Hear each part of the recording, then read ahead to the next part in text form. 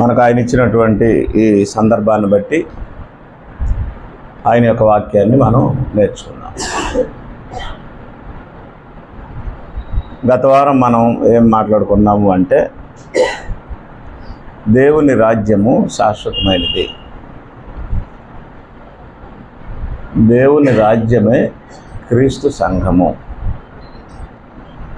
దేవుని రాజ్యములో ప్రవేశించిన వాడు క్రీస్తు సంఘ సభ్యుడు అనే విషయాన్ని మనం నేర్చుకున్నాం. క్రీస్తు సంఘము దేవుని రాజ్య పౌరులుగా ఉండేటట్లు పిలువబడ్డారు. అలా పిలువబడినటువంటి క్రీస్తు సంఘానికి దేవుడు క్రీస్తుని రాజుగా నియమించాడు. కాబట్టి మనము దేవుని రాజ్య పౌరులము అనే విషయాన్ని నేర్చుకున్నాం. రాజ్యమన్నా సంఘమన్నా ఒక్కటే. దేవుని రాజ్యమే క్రీస్తు సంఘం అనే విషయాన్ని మనం నేర్చుకున్నాం. అయితే ఈరోజు దానికి సంబంధించి మరొక విషయాన్ని మనం నేర్చుకున్నాం. మనం ప్రాముఖ్యంగా తెలుసుకోవాల్సిన మరొక సంగతి ఏంటంటే, దేవుని రాజ్యము శాశ్వతమైనది. దేవుని రాజ్యము శాశ్వతమైనది. 145 కీర్తన 13వ వచనంలో 145:13 ఇలా రాస్తుంది: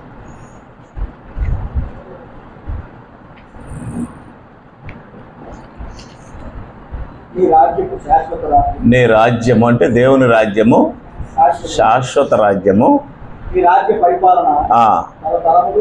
రైట్. నీ రాజ్యము ఎలాంటి రాజ్యం అన్నాడు? శాశ్వత రాజ్యము. నీ రాజ్య పరిపాలన ఎలా ఉంటుందట? తరతరములు నిలుచు.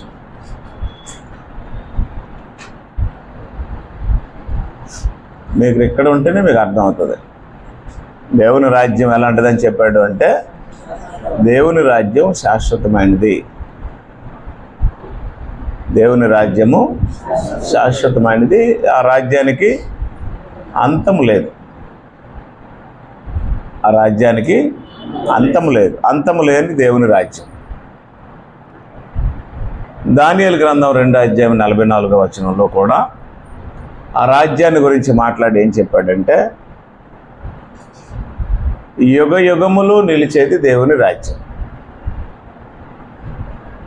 దానియేలు గ్రంథం 2:44 వచనంలో,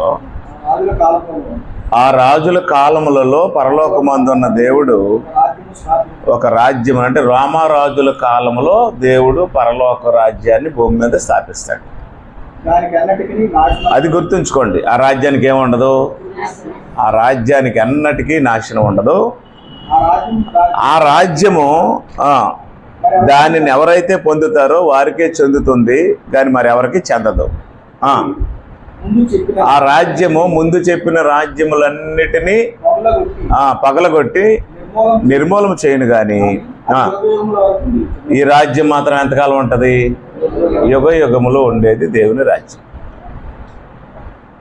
మీరు కొంచెం మనసు పెట్టి వింటే మీకు అర్థమవుతుంది. దేవుని రాజ్యం ఎలాంటిది?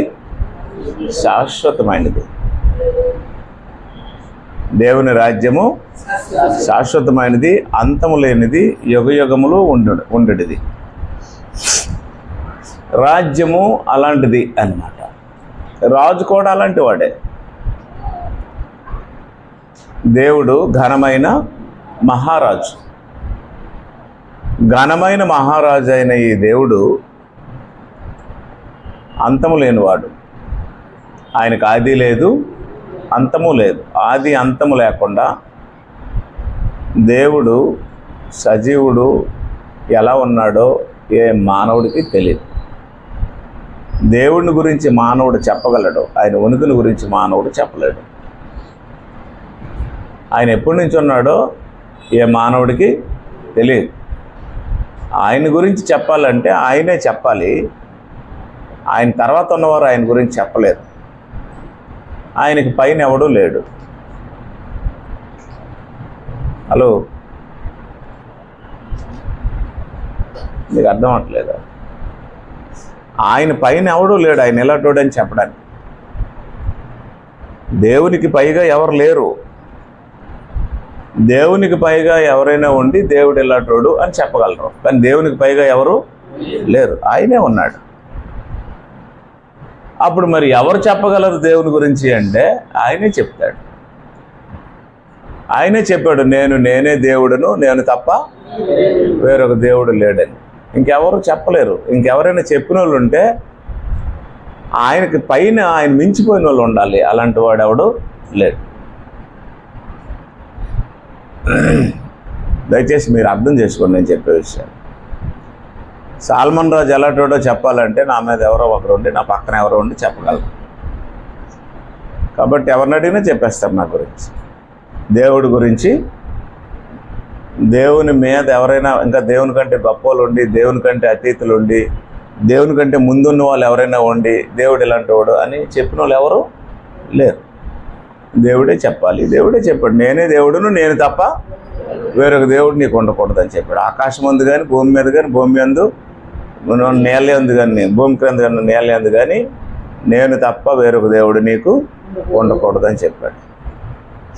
ఆయనకు మించిన వాడు ఎవడు లేడు, ఆయనకి సాటి అయిన వాడు ఎవడు లేడు. ఆయనే దేవుడు. ఆయనకు ఆది లేదు, అంతము లేదు.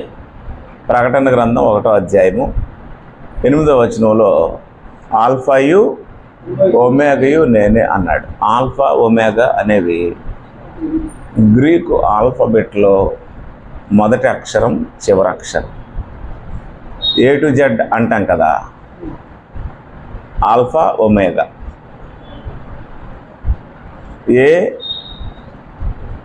ఏబిసిడీల్లో మొదటిది, జెడ్ ఏబిసిడీల్లో చివరిది. ఆల్ఫా గ్రీక్ ఆల్ఫాబెట్లో మొదటిది, ఒమేగా చివరిది.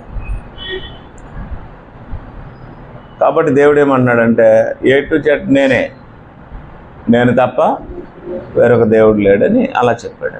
గ్రీక్ ఆల్ఫాబెట్లో చెప్పాడు. గ్రీకు ఆల్ఫాబెట్లో ఎందుకు చెప్పాడంటే ప్రపంచవ్యాప్తమైంది గ్రీకు భాష. ఇంగ్లీష్ కూడా అన్ని దేశాల్లో ఉండదు. ఇంగ్లీష్ కూడా అన్ని దేశాల్లో అధికార భాషగా ఉండదు. గ్రీక్ ఉంటుంది. Alexander the great conquered the world and he spread the language. ఆయన గ్రీకు భాషను ప్రపంచవ్యాప్తం చేశాడు. ఆ కారణం చేత సర్వలోకానికి దేవుని సత్యం తెలిసినట్లు దేవుడు క్రొత్త నిబంధనని గ్రీకులో రాయించాడు. కాబట్టి గ్రీకు అక్షరమాలలోని మొదటి అక్షరమైన ఆల్ఫా, చివరి అక్షరమైన ఒమేగా. అంటే అర్థం ఏంటంటే ఆది ఆయనే, అంతము ఆయనే. ఆది అంతము లేకుండా దేవుడు సజీవుడుగా ఎలాగున్నాడో ఆయన ఉనికిని చెప్పడానికి ఏ మనిషి పుట్టలేదు, ఏ మానవుడు లేడు. దేవుడి గురించి చెప్పొచ్చు, అర్థం లేదు కదా. ఎవరి గురించి చెప్పవచ్చు? దేవుడి గురించి చెప్పవచ్చు, కానీ ఆయన ఉనికిని గురించి చెప్పలేదు. ఆయన ఎప్పటి నుంచి ఉన్నాడో నాకు తెలియదు. మోషేకి అదే చెప్పాడు, నేను నీ గురించి ఏం చెప్పాలని అడిగితే నేను ఉన్నవాడనని చెప్పన్నాడు. అప్పుడు మోషే ఎప్పటి నుంచి ఉన్నామని అడగలేకపోయాడు. అడిగాడా? నేను ఇశ్రాయేలీయులకి నీ గురించి ఏం చెప్పాలి అని అంటే నేను ఉన్నవాడనని చెప్పు అంతే. అయితే ఎప్పటి నుంచి ఉన్నావు అని అడిగాడా? అలా అడిగే దమ్ము మోషేకి కాదు, ఈ భూమి మీద ఏ మానవుడికి లేదు, ఏ నరుడికి లేదు దేవుడిని ప్రశ్నించే హక్కు. కాబట్టి మీరు అర్థం చేసుకోండి, అలాంటి దేవుడు ఆది అంతము లేకుండా దేవుడు జీవుడు ఎలా ఉన్నాడో ఏ నరుడు వివరించలేడు. ఆయన ఉనికిని వివరించలేడు. దేవుని గురించి చెప్పగలడు. ఎలాగంటే దేవుడు ఉన్నాడని చెప్పగలడు, ఆయన పరిశుద్ధుడని చెప్పగలడు, ఆయన నీతిమంతుడని చెప్పగలడు, కానీ ఆయన ఎప్పటి నుంచి ఉన్నాడో ఏ నారుడు చెప్పలేడు. కాబట్టి నేనేం చెప్తున్నానంటే అలాంటి ఆది అంతము లేనటువంటి దేవుడు శాశ్వతుడై ఉన్నాడు. స్వయంభవుడు, శాశ్వతుడు. ఆయన రాజ్యం కూడా అలాంటిదే. ఆయన రాజ్యానికి అంతం లేదు, ఆయనకు అంతం లేదు. అయితే ఇక్కడ మనం చెప్పుకోవాల్సిన ప్రత్యేకమైన విషయం ఏంటంటే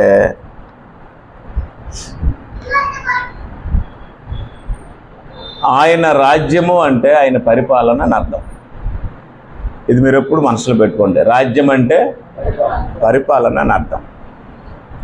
యేసు ప్రభు మత్తయి సువార్త 6:9 నీ రాజ్యము వచ్చునుగాక అన్నాడు కదా. నీ రాజ్యం వచ్చునుగాక అంటే ఏమి రావాలని ప్రార్థన చేశాడు? నీ పరిపాలన, నీ ఏలుబడి, పరిపాలన ఏలుబడి భూమి మీదకి రావాలని కోరాడు. ఏం రావాలి? నీ పరిపాలన ఇక్కడ జరగాలి, నీ ఏలుబడి ఇక్కడ జరగాలి అని యేసు ప్రభు ప్రార్థన చేశాడు. రాజ్యం అంటే ఒక బిట్టు కాదు. రాజ్యం అంటే ఒక బిట్టు కాదు. అంటే కాకతీయుల రాజ్యము, లేకపోతే అలెగ్జాండర్ రాజ్యము, లేదా అశోక చక్రవర్తి రాజ్యము, చోళుల రాజ్యము, మౌర్యుల రాజ్యము, అలాగా ఈ బిట్ నుండి బిట్ వరకు మౌర్యులు వచ్చి పరిపాలించి వెళ్ళిపోయారని చెప్తాం కదా. దేవుని రాజ్యం ఒక బిట్ కాదు, ఒక ఏరియా కాదు. దేవుని రాజ్యము అంటే ఆత్మ సంబంధమైన ఏలుబడి. కాబట్టి రాజ్యము అంటే విజయనగర సామ్రాజ్య రాజు శ్రీకృష్ణదేవరాయలు పలానా ప్రదేశం నుండి పలానా ప్రదేశం వరకు పరిపాలించాడు, ఇది ఆయన రాజ్యము అని అంటాం కదా. అశోక్ చక్రవర్తి రాజ్యం అంటే పలానా ఏరియా నుండి పలానా ఏరియా వరకు ఈ బిట్ అయింది, ఆయన పరిపాలించాడు అంటాం కదా. దేవుని రాజ్యము ఒక బిట్ కాదు. దేవుని రాజ్యము ఒక ప్రాంతానికి సంబంధించింది. అది ప్రాంతీయ సరిహద్దులు కలిగిన భూభాగం కాదు. దేవుని రాజ్యము అంటే ఏలుబడి. దేవుని రాజ్యం అంటే ఏలుబడి, ఏలుబడి, పరిపాలన. దేవుని రాజ్యం అంటే ఏలుబడి లేదా పరిపాలన, అది దేవుని రాజ్యం. దేవుని రాజ్యం అంటే మానవులు పరిపాలించినట్టు ఒక భౌతికమైనటువంటి ఏరియాను పరిపాలించడం కాదు. దేవుని రాజ్యం అంటే ఏలుబడి. యెషయా గ్రంథం 52వ అధ్యాయము 7 నుంచి మనం చదువుతాం. యెషయా 52:7. యెషయా గ్రంథం 52వ అధ్యాయం 7వ వచనం. సువార్త ప్రకటించుచు సమాధానము చాటించుచు సువార్తమానము ప్రకటించుచు రక్షణ సమాచారం ప్రకటించు వారి పాదములు. మళ్ళీ చదువుతాను. సువార్త ప్రకటించుచు సమాధానము చాటించుచు సువార్తమానము ప్రకటించుచు రక్షణ సమాచారము ప్రచురించి వారి పాదములు. ఎవరి గురించి రాశాడు? సువార్తకుడి గురించి రాశాడు. మనం సహజంగా చెప్పుకుంటాం, సువార్తకుల పాదములు ఎంతో సుందరములు అనేస్తాం. సువార్తకుల పాదాలు సుందరాలు అనేసి ప్రతి బైబిల్ పెట్టుకున్న వాడిని కూడా ఏమనుకుంటాం? సువార్తకుడు, సేవకుడు అని చెప్పి మా ఇంట్లోకి వచ్చి మీ పాదాలు పెట్టి ప్రార్థన చేయండి అంటాం. వాటి దరిద్రం అంతా మనకు ఉంటుంది.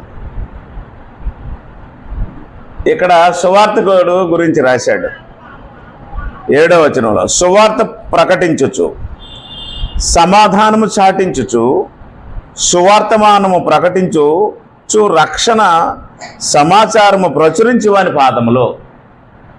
ఇటు సువార్తకుడైతే, ఇటువాడు సువార్తకుడైతే కిందనే నీ దేవుడు ఏలుచున్నాడని సియోనుతో చెప్పుచున్న వాని పాదములో సుందరములైనవి.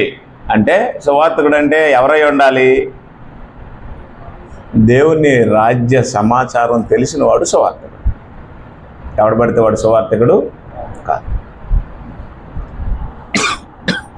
బైబిల్ ఉన్న వాళ్ళందరూ సువార్తకులు కాదు. ఇక్కడ క్లియర్గా రాసింది. అసలు సువార్త అంటే ఏంటి అంటే నీ దేవుడు ఏలుచున్నాడు అనే సమాచారాన్ని ప్రకటించేవాడు. కాబట్టి ఇప్పుడు దేవుడు ఏలుచున్నాడు. దేవుని రాజ్యం అంటే దేవుడు ఏలేది రాజ్యం. దేవుని పరిపాలన దేవుని రాజ్యం. అది భౌతికమైన భూభాగము కాదు, సరిహద్దులు గల భూభాగం కాదు. ఏమి నీ కోరిక? నా రాజ్యంలో సగం మట్టుకు నీకు ఇచ్చేయినా అని అంటాడు కదా రాజు. అదే రాజ్యం? అష్టైశ్వర్యాలు, భోగభాగ్యాలు, వజ్ర వైడూర్య గోమేధిక రత్నాలు కలిగినటువంటి భూభాగం. నా రాజ్యంలో సగం భాగమైన నీకు ఇస్తానంటాడు కదా. ఇలా ఇది దేవుని రాజ్యం, ఇచ్చేది తీసుకునేది కాదు. అలాంటి భౌతికం.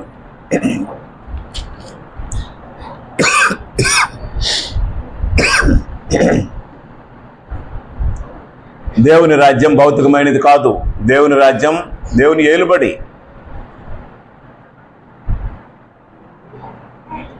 దేవుని రాజ్యం భౌతికమైనది కాదు. దేవుని రాజ్యం దేవుని ఏలుబడి.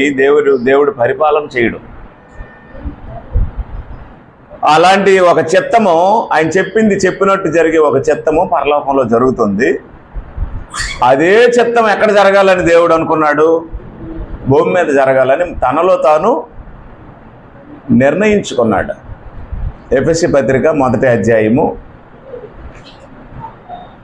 ఎఫెసీలకు రాస్తూ పౌలు 1వ అధ్యాయం 8వ వచనంలో చెప్పాడు ఏమని? కాలము సంపూర్ణమైనప్పుడు జరగవలసిన ఏర్పాటును బట్టి ఆయన తన చిత్తమును గూర్చిన మర్మమును మనకు తెలియజేసి, గుర్తుంచుకోండి అమ్మా, ఏ జ్ఞానమట? దేవుని రాజ్యానికి సంబంధించిన సంపూర్ణ జ్ఞాన వివేచన మనకు కలుగుటకు ఆ కృపను మన ఎడలు విస్తరింపజేసెను. తర్వాత ఆయన సంకల్పం అంటే ఆయన చిత్తం, ఆయన ప్లాను. ఈ సంకల్పాన్ని బట్టి అదిగో ఎక్కడ ఏముంది? పరలోకంలో. పరలోకంలో ఏముంది? ఆయన పరిపాలన ఉంది, ఆయన చిత్తం ఉంది, ఆయన మాట వెళ్తుంది అక్కడ. యేసురాజు చెప్పాడు, పరలోకంలో నీ చిత్తం నెరవేర్చున్నట్లు భూమి యందు నీ చిత్తం నెరవేరాలన్నాడు కదా. అది పరలోకంలో ఉన్నవి. అంటే ఉన్నవి అనేసరికి వస్తువులు అనుకుంటారు మనం. ఇంట్లో ఉన్నవి కానీ వీధిలో ఉన్నవి కానీ అనేసరికి మన ఇంట్లో ఏముంటాయి? గిన్నెలు, ముంతలు, తప్పేళ్ళు, బట్టలు, బీరువాలు, ఫ్రిడ్జ్, రకరకాలు ఉంటాయి కదా. ఇంట్లో ఉన్నవి ఇవే అని అంటాం కదా. సహజంగా పరలోకంలో ఉన్నవే కానీ అని అంటే పరలోకంలో మెటీరియల్స్ ఉండవు కదా అని చెప్పాడు యేసు ప్రభు. యోహాను సువార్త 18వ అధ్యాయం 36వ వచనంలో ఇది ఉంచండి మీకండి. యోహాను సువార్త 18వ అధ్యాయం 36వ వచనంలో ఆయన పిలాతు దగ్గర నిలబడినప్పుడు పిలాతు ఆయన ప్రశ్నించాడు, నువ్వు రాజువా అని అడిగాడు. అంటే యేసు ప్రభు ఏమన్నాడు? నేను రాజునేనండి అన్నాడు. మరి నీ రాజ్యం ఏది అని అడిగాడు. అప్పుడు యేసు ప్రభు ఏమన్నాడు? నా రాజ్యం ఈ లోక సంబంధమైనది కాదు అన్నాడు. అంటే పరలోక రాజ్యము అంటే ఏది కాదు? భూమి మీద మనుషులు పరిపాలించినటువంటి రాజ్యం లాంటి రాజ్యము కాదు. ఓకేనా? నా రాజ్యం ఈ లోక సంబంధమైనది కాదు అన్నాడు. కాబట్టి నేనేం చెప్తున్నాను అర్థం చేసుకోండి. దేవుని రాజ్యం శాశ్వతమైనది.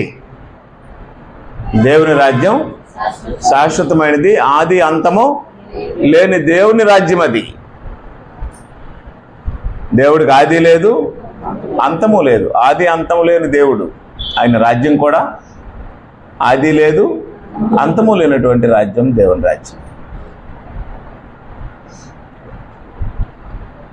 అట్టి ఆ దేవుని రాజ్యాన్ని దేవుడు ఎక్కడ స్థాపించాలని చూస్తున్నాడు?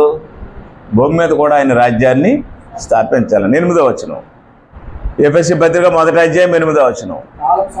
గుర్తుంచుకోండి, కాలము సంపూర్ణమైనప్పుడు జరగవలసిన ఏర్పాటును బట్టి ఆయన తన దయా సంకల్పం చెప్పున తన చిత్తమును గూర్చిన మర్మమును మనకు తెలియజేసి, గుర్తుంచుకోండి, దేవుని రాజ్యానికి సంబంధించిన సంపూర్ణమైన జ్ఞానము మనకు తెలియజేసి ఆ కృపను మన ఎడల ఏం చేశాడట? విస్తరింపజేసెను. అమ్మ గుర్తుంచుకోండి అయ్యా, ఈ సంకల్పాన్ని బట్టి పరలోకంలో ఉన్నవే కానీ భూమి మీద ఉన్నవే కానీ సమస్తమును క్రీస్తునందు అది సంగతి. ఎవరు నిర్ణయం? అది చెప్పట్లేదు.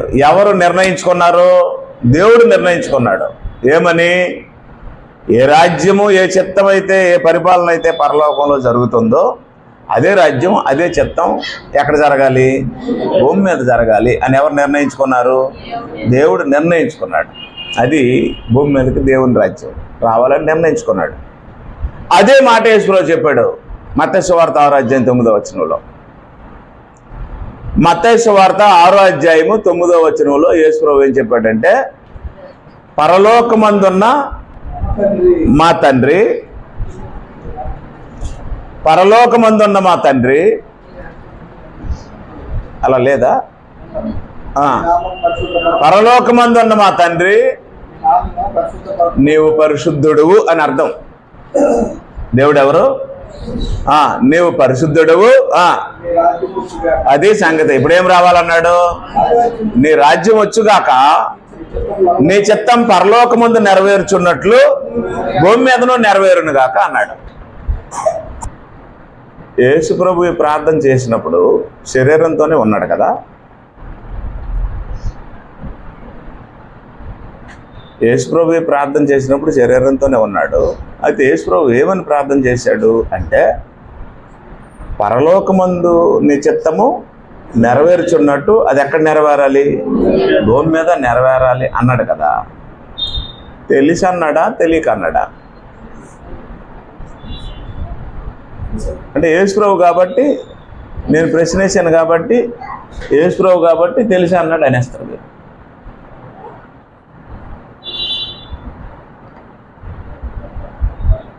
ఏం తెలుసు అన్నాడు? ఏం తెలుసు అన్నాడు? తనలో తాను నిర్ణయించుకున్న సంగతి యేసుప్రభుకు తెలుసా తెలీదా? పరలోకమందు ఆయన చిత్తం జరుగుతున్నట్టు భూమి మీద కూడా ఆయన చిత్తం జరగాలని దేవుడు నిర్ణయించుకున్నాడు కదా. తనలో తాను నిర్ణయించుకున్న నిర్ణయం యేసుప్రభుకు తెలుసు. అర్థం లేదా? పరలోకమందు నా చిత్తం జరుగుతున్నది, అది ఎక్కడ జరగాలి? భూమి మీద కూడా నా చిత్తమే జరగాలి అన్నది యేసుప్రభుకి, తన తండ్రి మనసులో ఉన్నది యేసుప్రభుకి తెలుసు. అదే యేసుప్రభు ఏం చెప్పారు? అక్కడ నీ చిత్తం జరుగుతున్నట్టే భూమి మీద కూడా నీ చిత్తము జరగాలని ప్రార్థన చేశాడు. దేవుడు మనసులో ఏమనుకున్నాడో ఆ మనసులో ఉన్నదే యేసుప్రభు ప్రార్థనలో చెప్పాడు. ఏమని? పరలోకమందు నీ చిత్తము నెరవేర్చున్నట్టు భూమి మీద కూడా నీ చిత్తము నెరవేరాలన్నాడు. పరలోకమందు నెరవేరుతున్నట్టు భూమి మీద కూడా నెరవేరాలని ఎక్కడ ఉంది? తన మనస్సులోనుంది. తనలో తాను ఏం చేశాడు? దేవుడు నిర్ణయించుకున్నాడు. ఎప్పుడు? జగత్తు పునాది అదన్నమాట. పరలోకమందు నా చిత్తం జరుగుతున్నట్టు భూమి మీద కూడా జరగాలని తనలో తాను నిర్ణయించుకున్నది ఎవరు? తండ్రి అయినటువంటి దేవుడు. ఆ చిత్తాన్ని ఆయన ఎవరికి చెప్పాడు? యేసు ప్రభువుకి చెప్తే, అప్పుడు యేసు ప్రభు ఏం చెప్పాడు ప్రార్థనలో? పరలోకమందు నీ చిత్తము నెరవేర్చున్నట్టు భూమి మీద కూడా నీ చిత్తము నెరవేరాలి అని చెప్పాడు. అంతే కదా. అంటే ఇప్పుడు తండ్రి ఉద్దేశం ఒకటి, కుమారుడు ఉద్దేశం ఒకటా? ఇద్దరు ఉద్దేశం ఒకటేనా? ఆ ఇద్దరు ఉద్దేశం ఒకటైతే మన అందరి ఉద్దేశం కూడా ఏమవ్వాలి? ఒకటే అవ్వాలి. దేని విషయంలో? దేవుని రాజ్యం విషయం. అంతే కదా. ఇప్పుడు మీకు ఎలాగ అర్థమవుతుందో ఆయనకి ఎలాగ అర్థం అవ్వాలి. మీ ఇద్దరి ఉద్దేశం ఒకటి అవ్వాలి. ఆయనకి ఎలాగ అర్థమవుతుందో ఆవిడకి ఎలాగ అర్థం అవ్వాలి. వాళ్ళిద్దరు ఉద్దేశం ఒకటి అవ్వాలి. ప్రతి మనిషికి తల్లికి ఎలాగ అర్థమవుతుందో బిడ్డకు కూడా అలాగే అర్థం అవ్వాలి. తండ్రికి ఎలాగ అర్థం అవుతుందో కొడుకు కూడా అలాగ అర్థం అవ్వాలి. భర్తకి ఎలాగ అర్థం అవుతుందో భార్యకి ఎలాగ అర్థం అవ్వాలి. సహోదరుడికి ఎలాగ అర్థమవుతుందో సహోదరికి అలాగే అర్థం అవ్వాలి. ఓకేనా? యేసు ప్రభు ఉద్దేశము దేవుని ఉద్దేశము ఒకటేనా? రెండా? ఒకటే ఉద్దేశం. అయితే అది ఆయన రాజ్యానికి సంబంధించింది. ఇప్పుడు ఆయన రాజ్యం ఎక్కడుంది? అప్పుడు ఆయన రాజ్యం ఎక్కడ ఉంది? పరలోకం. రాజ్యం అంటే పరిపాలన. రాజ్యం అంటే ఆయన ఏది చెబితే అది జరగడమే పరిపాలన. అక్కడ ఆయన రాజ్యం జరుగుతుంది. భూమి మీదకి వచ్చేసరికి కొంచెం దెబ్బతిన్నారు. భూమి మీద దేవుని రాజ్యం పరిపాలన కొంచెం దెబ్బ అయింది. ఎక్కడ దెబ్బ అయిందంటే అక్కడ ఆయన ఎదిరించినోడు ఎవడు లేడు. ఎక్కడ? పరలోకంలో దేవుడిని ఎదిరించి నువ్వే ఆయన చెప్పింది చెప్పినట్టు చేసిన వాళ్ళే ఉన్నారు తప్ప ఆయన రాజ్యాన్ని అక్కడ ఎదిరించిన వాళ్ళు ఎవరు లేరు. ఇప్పుడు ఆ రాజ్యం భూమి మీదకి వచ్చేసరికి కొంచెం ఇబ్బంది కలిగింది. మొట్టమొదట ఆదాము ఎదిరించేశాడు. ఎవరిని? ఆదాము ఎవరిని ఎదిరించాడు? దేవుడిని ఎదిరించాడు. ఎలాగా? నీవు వాటిని తిని దినమున నిత్యముగా చచ్చెదవు అంటే అప్పుడు ఆయన ఎవరి మాట విన్నాడు? తన భార్య మాట విన్నాడు. దేవుడు క్లియర్గా చెప్పాడు, నీ భార్య మాట విని తినవద్దన్న వృక్షఫలములు నీవు తిన్నావు అన్నాడు. అంటే ఒక వ్యక్తి దేవుని రాజ్య పౌరుడైతే ఆ రాజ్యానికి రాజు అయినటువంటి దేవుని మాట తప్ప తన భార్య మాట కూడా వినకూడదు. ఒక వ్యక్తి దేవుని రాజ్య పౌరుడైతే ఆ రాజ్యానికి రాజు అయినటువంటి దేవుని మాట తప్ప తల్లి మాట కూడా వినకూడదు, తండ్రి మాట కూడా వినకూడదు, భర్త మాట కూడా వినకూడదు, భార్య మాట కూడా వినకూడదు. అదే యేసుప్రభువు ఏం చెప్పాడు? తండ్రినైనను తల్లినైనను ఎండ్లనైనను భూములనైనను అన్నదమ్ములనైనను అక్క చెల్లెళ్ళనైనను కడకు తన ప్రాణమునైనను ప్రేమించిన వాడు నాకు పాత్రుడు. అర్థం లేదా? ఎవరి చిత్తం నెరవేరాలి? ఆ చిత్తం నెరవేరే విషయంలో నీ ప్రాణం పోతుందని తెలిసినా సరే ప్రాణంకేమంది పోతే దేవుని సన్నిధికి చేరుతాం, కానీ దేవుని మాటే నెరవేరాలి అన్నటువంటి ఆలోచన ఎవరికైతే ఉంటుందో వారు దేవుని రాజ్యం పౌరులు. దేవుని రాజ్యం ఎలాంటిది? శాశ్వతమైనది. అసలు దేవుని రాజ్యం అంటే ఏంటి? ఆయన పరిపాలన. దేవుడు ఏం చేస్తున్నాడు? పరిపాలిస్తున్నాడు. ఆయన ఏది చెబితే అది చేయడమే పరిపాలన. ఆయన ఎక్కడెక్కడ ఆయన రాజ్యం ఉండాలని నిర్ణయించుకున్నాడు? పరలోకమందు భూమి మీద కూడా ఆయన పరిపాలన జరగాలని నిర్ణయించుకున్నాడు. బ్రాంచి పెట్టాలనుకున్నాడు భూమి మీద. అప్పుడు ఏం చేశాడంటే ఈ బ్రాంచ్కి రాజుని ఎవరిని చేయాలనుకున్నాడు? తన సొంత కుమారుడిని ఈ బ్రాంచ్కి రాజుగా చేయాలనుకున్నాడు. కొంతమంది బయట వాళ్ళకి అవకాశం ఇచ్చాడు, కానీ వాళ్ళు ఎవరు ఆయన చిత్తము నెరవేర్చలే. అప్పుడు ఆ బ్రాంచ్లో ఆయన రాజ్యంలో భూపరిధిలో ఉన్నటువంటి బ్రాంచ్లో హెడ్ ఆఫీస్ నుండి తన చిత్తం నెరవేరాలని చూస్తే దావీదు కానీ, సొలొమోను కానీ, రెహబాము కానీ, అబియా కానీ, ఆసా కానీ చాలామంది మేము పరిపాలిస్తామండి, మాకు ఇవ్వండి, మేము పరిపాలిస్తామండి అని తయారయ్యారు. ఆయన సింహాసనం మీద కూర్చున్నారు. సరే చూద్దాం, పరిపాలించండి, నా చిత్తం నెరవేరుతుందేమో, నెరవేరుస్తారో నెరవేరరో అని దేవుడు అవకాశం ఇచ్చాడు. ఇచ్చినప్పుడు వీళ్ళు ఏం చేశారు? వీళ్ళ చిత్తాన్ని నెరవేర్చుకున్నారు. ఎవరి చిత్తం నెరవేర్చలేదు? దేవుని చిత్తం నెరవేర్చలేదు. అప్పుడు చివరిగా దేవుడు ఏం చేశాడంటే, నా చిత్తం నెరవేర్చుకోవడం అంటే మీ ఇష్టాలు తీర్చుకోవడం కాదు, నా చిత్తం నెరవేర్చడం ఎలాగుంటుందో నా సొంత కుమారుని పంపిస్తాను, నా చిత్తం నెరవేరుస్తాడు చూడండి అని. అప్పుడు ఎవరిని పంపించాడు? సొంత కుమారుని పంపిస్తే అప్పుడు కుమారుడు ఎవరి చిత్తం నెరవేర్చాడు? అది ఎంత శాతం? 90%, 80%, 70%, 100కి 100% యేసుప్రభువు ఎవరి చిత్తం నెరవేర్చాడు? తన తండ్రి చిత్తం నెరవేర్చాడు. అప్పుడు దేవుడు ఏం చేశాడంటే నా చిత్తం నెరవేర్చిన వాడే నా తరపున పరిపాలన చేసే రాజు అని ఆ రాజరకము, ఆ రాజదండం ఎవరికి ఇచ్చాడు? యేసుప్రభుకి ఇచ్చి, ఇప్పుడు యేసుప్రభుని క్రైస్తవుల మీద ఏం చేశాడు? రాజుగా చేసి ఆ రాజ్య అధికారం ఆయనకు ఇచ్చి రాజ్య పౌరులుగా మనకు అవకాశం ఇచ్చాడు. కొలస్సీ పత్రిక 1:13 మనం అది చెప్పుకున్నాం. నేను చెప్పింది అక్షరాల దేవుడు రాసింది చెప్తున్నాను.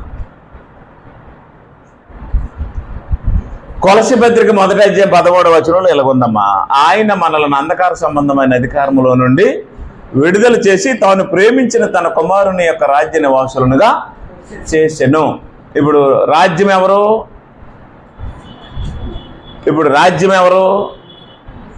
మనము. రాజు ఎవరు? క్రీస్తు. అర్థం అవట్లేదా? ఇప్పుడు రాజ్యం ఎవరు? మనము. రాజు ఎవరు? క్రీస్తు. ఏ పరిధిలో? పరలోకంలోనా భూమి మీద? భూమి మీద. భూమి మీద దేవుని రాజ్యం ఉందా? ఉంది. ఎవరు రాజ్యం? ఎవరు? మనమే. సంఘమే ఏమయ్యారు? రాజ్యం. అయితే అప్పుడు ఈ రాజ్యానికి రాజు ఎవరు? దావీదా? క్రీస్తా? క్రీస్తు. దావీదు ఎందుకు రాజుగా ఉండకుండా తీసేశాడు దేవుడు? దావీదు సంపూర్ణంగా దేవుని చిత్తం నెరవేర్చిన వాడు కాడు. యేసు ప్రభు ఎంత శాతం? 100% ఎవరి చిత్తం నెరవేర్చాడు? తండ్రి చిత్తం నెరవేర్చాడు. యేసు ప్రభు దేవుని రాజు. దేవుని రాజ్యం మీద రాజుగా నియమింపడ్డాడు దేవుని చేత. నా రాజుని సింహాసనాసీనునిగా చేస్తానన్నాడు దేవుడు. దేవుడు ఘనమైన మహారాజు అయితే మరి రాజకుమారుడు ఏమవుతాడు? రాజుకు పుట్టిన రాజకుమారుడు ఏమవుతాడు? రాజే అవుతాడు. ఆయన రాజకుమారుడు కదా. యూదులు రాజుగా పుట్టినవాడు అనేసి తూర్పు దేశ జ్ఞానులు వెళ్ళారు కదా. కాబట్టి ఏం జరిగిందంటే దేవుని రాజ్యం, దేవుని రాజ్యం అంటే దేవుని పరిపాలన. దేవుని పరిపాలన భూప్రజలకు అనుగ్రహించబడింది. దేవుని పరిపాలనలోకి వచ్చిన వారు అంధకార సంబంధమైన అధికారంలో నుండి బయటకు వచ్చారు. ఈ అంధకార సంబంధమైన అధికారంలో నుండి బయటకు వచ్చినటువంటి ప్రజలు ఎవరో ఎవరో కదా. ఎవరో? మనమే. ప్రకటన గ్రంథం 5వ అధ్యాయం 9వ వచనంలో, ప్రకటన గ్రంథం 5వ అధ్యాయం 9వ వచనంలో ఇలా రాసి ఉంది.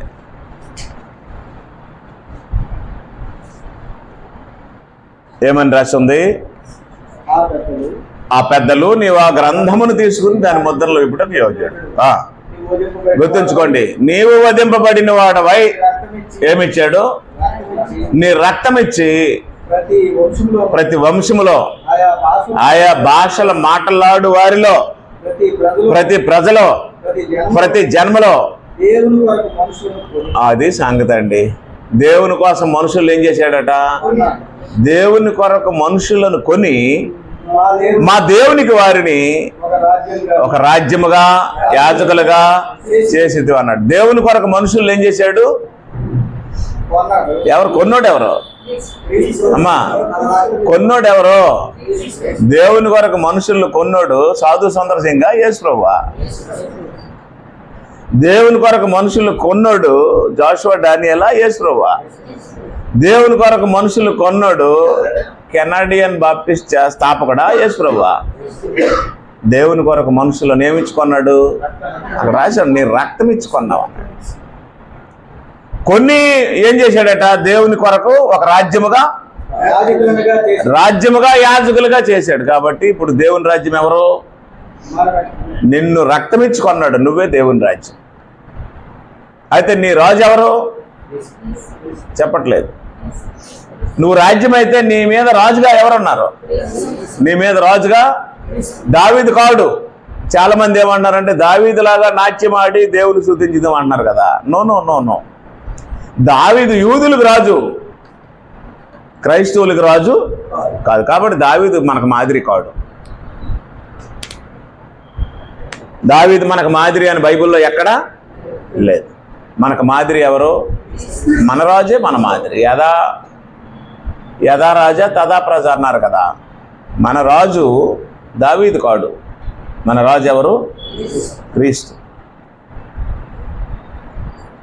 క్రీస్తు రాజు అయితే ఆయన రక్తం చేత కొనబడిన ప్రజలు రాజ్యమయ్యారు. ఆ రాజ్యాన్ని పరిపాలించే అధికారం దేవుడు ఎవరికి ఇచ్చాడు? ఇప్పుడు క్రీస్తుకి ఇచ్చాడు. దేవుడు పరిపాలించట్లా. దేవుని తరపున ఈ రాజ్యాన్ని, భూమి మీద ఉన్న ఈ రాజ్యాన్ని ఎవరు పరిపాలిస్తున్నారు? క్రీస్తు పరిపాలిస్తున్నాడు. క్రీస్తుని రాజుగా చేశాడు. మెస్సియా అంటే అభిషక్తుడు. మెస్సియా అంటే అభిషక్తుడు, రాజు, ప్రభు. దేవుడు క్రీస్తుని తన స్వరక్తమిచ్చి కొన్నటువంటి మనుషుల మీద రాజుగా నియమించాడు. క్రీస్తు క్రైస్తవులకి రాజు, దేవుడు కాడు. క్రీస్తు క్రైస్తవులకి దేవుడైతే అప్పుడు క్రైస్తవులకి ఎంతమంది దేవుళ్ళు అయిపోతారు? ఇద్దరు దేవుళ్ళు అయిపోతారు. క్రైస్తవులకి ఇద్దరు దేవుళ్ళు లేరు. బైబిల్ క్రైస్తవులకి ఇద్దరు దేవుళ్ళు అని చెప్పలేదు. క్రైస్తవులకి ఒక్కడే దేవుడు, ఒకడు ప్రభు. ఎఫెసీ పత్రిక 4వ అధ్యాయం. ఈ మధ్యకాలంలో ఆయన కూడా దేవుడు అని రాసింది కాబట్టి ఆయన్ని ఆరాధిస్తాం అంటున్నారు. తప్పుడు మాట అది. దేవుడు అనే మాట అన్న ప్రతి వ్యక్తిని ఆరాధించమని బైబిల్ చెప్పలేదు. తప్పుడు వ్యాఖ్యానం అది. తప్పుగా అర్థం చేసుకునేవారు మాట్లాడే మాట అది. ఇద్దరిని ఆరాధించమని బైబిల్ ఎక్కడా చెప్పలేదు. ఇద్దరు దేవుళ్ళు క్రైస్తవులు కొన్నారని బైబిల్ ఎక్కడా చెప్పలేదు. ఎఫెసీయులకు రాసిన పత్రిక 4వ అధ్యాయం 4వ వచనంలో శరీరం ఒక్కటే అంటే సంఘం ఒక్కటే, ఆత్మ ఒక్కడే, పరిశుద్ధాత్మ ఒక్కడే, మీ పిలుపు విషయమై ఒక్కటే నిరీక్షణ యందుండుటకు పిలువబడతారు. కాబట్టి నిరీక్షణ ఒక్కటే, రెండు నిరీక్షణలు లేవు. ప్రభు ఒక్కడే. ప్రభు అంటే ఎవరు? తండ్రిని ప్రభు అంటుందా? ప్రభు యేసుక్రీస్తుని ప్రభు అన్నది కొత్త నిబంధన. యేసుక్రీస్తు క్రైస్తవులకు ఏమయ్యాడు? యేసుక్రీస్తు క్రైస్తవులకు ప్రభు కాకముందు యెహోవా దేవుడు అనే మాట కొత్త నిబంధనలో లేదు కాబట్టి యెహోవా అన్న దగ్గర ఏమని రాసి ఉంది? పెద్ద అక్షరాలతో ప్రభు అని రాసి ఉంది. అంటే ఆయన ప్రభువుగా ఉన్నప్పుడు ఈయన ప్రభువు కాడు. తండ్రి ప్రభువుగా ఉన్నప్పుడు ఎవరు ప్రభువు కాదు? క్రీస్తు ప్రభువు కాదు. క్రీస్తు ప్రభు అయిన తర్వాత తండ్రి ప్రభువు కాదు. ఏమయ్యాడు? ప్రభువులకే ప్రభు, రాజులకే రాజు. అప్పుడు మనకు తండ్రి అయ్యాడు.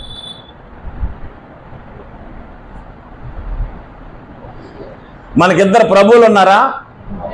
మనకిద్దరు తండ్రులు ఉన్నారా? చెప్పట్లేదు. మనకిద్దరు దేవుళ్ళు ఉన్నారా? మనం ఇద్దరిని ఆరాధించాలా? ఒక్కడిని ఆరాధించాలి. కాబట్టి ఇక్కడ ఏం రాసి ఉంది? ప్రభు ఒక్కడే అంటే యేసు ప్రభు ఒక్కడే, విశ్వాసం ఒక్కటే, బాప్తిసం ఒక్కటే. గుర్తుంచుకోండి, అందరికీ తండ్రి అయినా ఒక్కడే దేవుడు. కాబట్టి క్రైస్తవులకి ఎంతమంది దేవుళ్ళు? క్రైస్తవులకు ఒక్కడే దేవుడు. యేసుక్రీస్తు క్రైస్తవులకు దేవుడుగా నియమించబడలా. యేసుక్రీస్తుని దేవుడు క్రైస్తవులకు ఎలా నియమించాడు? ప్రభువుగా నియమించాడు. కాబట్టి ఇప్పుడు దేవుని రాజ్యాన్ని భూమి మీదకి రావాలని ప్రార్థన చేసిన యేసు ప్రభువే క్రైస్తవులు ఏం చేస్తున్నాడు? దేవుని తరపున పరిపాలిస్తున్నాడు. అర్థం అవట్లేదా? దేవుని నీ రాజ్యము వచ్చును గాక, పరలోకమందు నీ చిత్తము నెరవేర్చున్నట్లు భూమి మీద నీ చిత్తము నెరవేరును గాకని యేసు ప్రభు అయితే ప్రార్థన చేశాడో ఆ యేసు ప్రభువే ఇప్పుడు భూపరిధిలో దేవుని రాజ్యమైనటువంటి ఈ మనుషుల మీద, ఈ సంఘం మీద ఏమై ఉన్నాడు? ప్రభు అయి ఉన్నాడు, రాజు అయిన. ప్రభు అన్న రాజు అన్న శిరస్సు అన్న ఒకటేనండి. కాబట్టి ఇప్పుడు చెప్పండి, మనం ఎవరిని ఆరాధించాలి? ప్రభువుని ఆరాధించాలా? తండ్రిని ఆరాధించాలా? ఎవరి ద్వారా? అంతే. యేసుక్రీస్తు సంపూర్ణ దేవత్వం గలవాడు. యేసుక్రీస్తు దేవుడు, దేవునితో సమానుడు. కానీ క్రైస్తవులకు ప్రభువుగా నియమింపబడ్డాడు. క్రైస్తవులు యేసుక్రీస్తుని మా దేవుడని ప్రకటించారనుకోండి. ఇప్పుడు ఒక బాప్తిసం, ఒక వ్యక్తి, ఒక పాప బాప్తిసం పొందడానికి వచ్చింది అనుకోండి. బాప్తిసం మంది ఏమనాలి? బాప్తిసం ఇచ్చినప్పుడు యేసుక్రీస్తుని దేవుడిగా అంగీకరిస్తున్నావా? యేసుక్రీస్తుని నీ దేవుడిగా విశ్వసిస్తున్నావా? నువ్వు ఒప్పుకోలను బట్టి, నీ అంగీకారాన్ని బట్టి నీకు బాప్తిసం, తండ్రి యొక్క, కుమారుని యొక్క, పరిశుద్ధాత్మ యొక్క నామంలో పాపక్షమాపణ నిమిత్తం బాప్తిసం ఇస్తున్నావంటే ఆ బాప్తిస్మం చెల్లదు.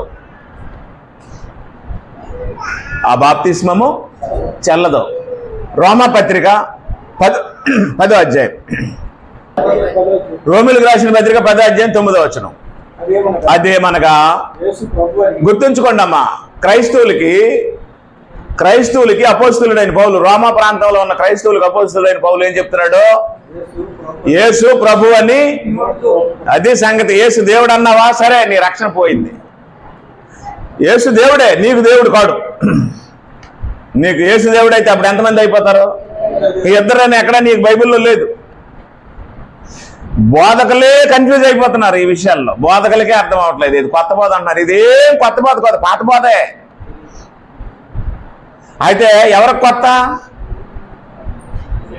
తెలియదు వాళ్ళకి కొత్త. అది తెలియదు కాబట్టి ఇది ఎలాగుంటుంది? కొత్తగా ఉంటుంది. ఇది ఎప్పుడూ పాత బోధ. క్రైస్తవులకు ఒక్కడే దేవుడు అనేది పాత బోధ. క్రైస్తవులకు దేవుడు తండ్రి అనేది పాత బోధ. తండ్రి ఒక్కడనేది పాత బోధ. క్రైస్తవులకి యేసు ప్రభు దేవుడు కాడు, యేసు ప్రభు క్రైస్తవులకి ప్రభు అనేది పాత బోధ. యేసుక్రీస్తు దేవుడే, కానీ క్రైస్తవులకి ప్రభుగా నియమింపబడేది అనేది పాత బోధ. ఇది కొత్త బోధ ఏమి కాదు. వీళ్ళకి అర్థం అవ్వలేదు కాబట్టి ఏ బోధ అనుకుంటున్నారు? కొత్త బోధ అనుకోండి. కొత్త బోధలు ఎవరు చేయకూడదండి. కొత్త బోధ అంటే బైబుల్ చెప్పండి ఏదైనా చెప్పితే అది ఏమవుతుంది? అది వేరే బోధ, కొత్త బోధ అవుతుంది. అపోస్తలులు చెప్పిన విషయాలు మేము చెప్తున్నాం. అదేంటంటే మనకు ఒక్కడే దేవుడు, ఆయనే తండ్రి. ఆ తండ్రి, ఆ దేవుడు, ఆయన సమానుడైన క్రీస్తుని మనకు ఎలా నియమించాడు? ప్రభుగా నియమించాడు. ఎందుకు ప్రభుగా నియమించాడు? పరలోకమందు ఆయన చిత్తం నెరవేర్చున్నట్లు భూమి మీద కూడా ఆయన చిత్తం నెరవేరాలంటే ఆయన చిత్తం నెరవేరడానికి 100% నీతి న్యాయాల్లో అనుసరించి పరిపాలించిన రాజు భూమి మీద ఎవడో లేడు. అందువల్ల ఏం చేశాడంటే ఆయన సమానుడిని ఆయన చిత్తం నెరవేర్చడానికి రాజుగా భూమి మీద ఉండాలని ఆయన నిర్ణయించి సింహాసనాశీవుడిగా చేసి భూమి మీద పరిపాలన చేసే అవకాశం ఇచ్చాడు. కాబట్టి ఇప్పుడు యేసు ప్రభుని ఏమని అంగీకరించాలని రాశారు? యేసు క్రైస్తవులకు ఏమవుతాడు? ప్రభు అవుతాడు. యేసు ప్రభు అని నీ నోటితో ఒప్పుకొని దేవుడు మృతుల్లో నుండి ఆయన లేపునని నీ హృదయమందు విశ్వసించిన ఎడల అది రక్షణకి పద్ధతే. అది కాకుండా యేసు ప్రభు మా దేవుడు, మేము యేసు ప్రభుని ఆరాధిస్తాము అని అంటే అప్పుడు నీకు 2 దేవుళ్ళు అవుతారు. అది బైబిల్ వ్యతిరేకం. యేసు ప్రభుని మేము ఆరాధిస్తాం, యేసు ప్రభు దేవుడు అని బైబిల్లో రాసి ఉంది అంటే నువ్వు 2 ఆరాధించావు, అది బైబిల్ వ్యతిరేకం అవుతుంది. 2 ఆరాధించమని బైబిల్ ఎక్కడ చెప్పదు. నీకు నాకు ప్రభువుగా నియమింపబడిన ఆ యేసు క్రీస్తే మన రాజే, రాజులకు రాజు అని తండ్రిని ఆరాధిస్తున్నాడంటే నమ్మరు మీరు. ఇది చిన్న విషయం కాదండి. యేసు ప్రభువుని మేము ఆరాధిస్తామని చెప్పడం బైబిల్కి క్వైట్ ఆపోజిట్, వ్యతిరేకం. 3వ అధ్యాయం 15వ వచనం, 1 పేతురు 3వ అధ్యాయం 15వ వచనం. మనస్సాక్షి ఎలాగ ఉండాలి? మనస్సాక్షి ఎలాగ ఉండాలి? ఉండదు కదా. కంగారు అయిపోతూ ఉంటాం మనం. ఉత్తుకుత్తునే కావాలి, ఉత్తుకుత్తునే టెన్షన్, ఉత్తుకుత్తునే భయం, ఉత్తుకుత్తునే ఇదైపోతూ ఉంటాం కదా. నిర్మలంగా ఉండలేము గంట కూడా. అంచేత మనస్సాక్షిని ఎలాగొంచుకోవాలని చెప్పాడు? నిర్మలంగా ఉండండి, నవ్వుకొని ఉండండి, ఎప్పుడు హ్యాపీగా ఉండండి. నవ్వితేనే ఆరోగ్యంగా ఉంటాం. నిర్మలమైన మనస్సాక్షి గలవారై మీలోనున్న నిరీక్షణ గూర్చి హేతువడు ప్రతివానికి సాత్వికముతోనూ భయముతోనూ సమాధానం చెప్పటకు ఎల్లప్పుడూ సిద్ధముగా ఉండి. గుర్తుంచుకో, ఎందులోనూ అమ్మా నా వైపు చూడండి, ఎందులో ఇంకా నేను తప్పేళ్ళని లేదు. ఎందులో? తప్పేళ్ళలో కాదు, గిన్నెలో కాదు, కొండలో కాదు. నీ హృదయములో క్రీస్తుని ఎలా ఉంచుకోవాలట? నీ హృదయములో క్రీస్తుని ప్రభువుగా ప్రతిష్ఠించుకున్నాడు. కాబట్టి క్రైస్తవులకి ఎలా ప్రతిష్ఠించబడ్డాడు? కాబట్టి నువ్వు క్రైస్తవురాలు అయితే క్రీస్తుని ఎలా ప్రతిష్ఠించుకోవాలి? ప్రభువుగా ప్రతిష్ఠించుకో. దేవుడిగా ప్రతిష్ఠించుకుంటే రక్షణ పోతుంది. నువ్వు ప్రతిష్ఠించుకోవాల్సింది క్రీస్తుని ఎలాగా? నీకు ప్రభు అయినా అంటే మరి దేవుడు కాదంటే దేవునితో సమానుడే. కానీ మనకి 2 దేవుళ్ళు కాదు, మనకు ఒక్కడే దేవుడు. మరి ఈయన సంగతి ఏంటంటే ఆయనే ఈయనను మనకు ప్రభువుగా స్థాపించాడు. ఇది మీకు అర్థమైతే ఇప్పుడు నేను అసలు విషయం మీకు తెలియజేస్తాను. నేను ఎంతవరకు చెప్పినవి మీకు రిమైండ్ చేశాను. Things what were spoken just remind. నేను ఎంతవరకు మీకు జ్ఞాపకం చేశాను. దేవుని రాజ్యం ఎలాంటిది? శాశ్వతమైనది. దేవుని రాజ్యం ఎలాంటిది? శాశ్వతం. అది ఎక్కడుంది? పరలోకంలో. అది ఇప్పుడు ఎక్కడికి రావాలి? అప్పుడు భూపరిధిలో రాజుగా ఎవరు నియమించాలనుకున్నాడు? సొంత కుమారుడిని నియమించాలనుకున్నాడు. సొంత కుమారుడిని ఎందుకు నియమించాలనుకున్నాడు? పయోడు ఎవడు ఆయన చిత్తము నెరవేర్చట్లే. మీ గుమస్తాలు కానీ మీ పనులు కానీ ఎవరైనా తప్పు చేసి లెక్కలు కరెక్ట్గా రాయకుండా మీకు ఏదైనా తప్పు లెక్కలు చూపించి అలాగేలా చేస్తున్నారు అనుకోండి, అప్పుడు చూసి ఇలా నమ్మిన వేస్ట్ అని చెప్పి ఎవరిని పెట్టేస్తారు? నా కొడుకునే పెట్టేస్తానని చెప్పి అప్పగించేస్తారు. అప్పుడు 100 తండ్రి చిత్తం ఎవరు నెరవేరుస్తారు? కొడుకు నెరవేరుస్తారు. అర్థమవుతుందా? ఇప్పుడు దేవుని చిత్తము ఎవరు నెరవేరుస్తారు భూపరిధిలో? కుమారుడు యేసుప్రభు. అప్పుడు యేసుప్రభు మనకు దేవుడా ప్రభువా? మన ప్రభు. మరి దేవుడు కాడా? దేవుడే, కానీ మనకు ప్రభువుగా నియమింపబడ్డాడు. ప్రభు అంటే అర్థం ఏంటి? మనలను పరిపాలించేవాడు. మనల్ని ఇప్పుడు ఏం చేస్తున్నాడు? ఆయన పరిపాలిస్తున్నాడు. దేవుని కొరకు కొన్నాడు. దేవుని కొరకు కొన్నాడు. ఏమిచ్చి కొన్నాడు? రక్తం ఇచ్చి కొన్నాడు. ఇప్పుడు దేవుని కొరకు పరిపాలిస్తున్నాడు.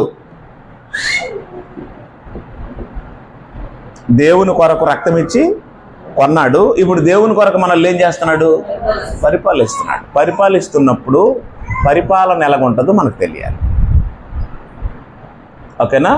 నెంబర్ 1 మత్తయి సువార్త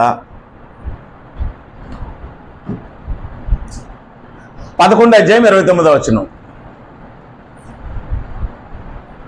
మత్తయి సువార్త 11:29లో నీ పరిపాలకుడు, నీ ప్రభువు, నీ రాజు ఎలా పరిపాలించడానికి వచ్చాడో, ఆయన ఎలాంటి వాడు అనేది ఇక్కడ క్లియర్గా రాశాడు. అది ఆయన ఎలాంటి వాడట?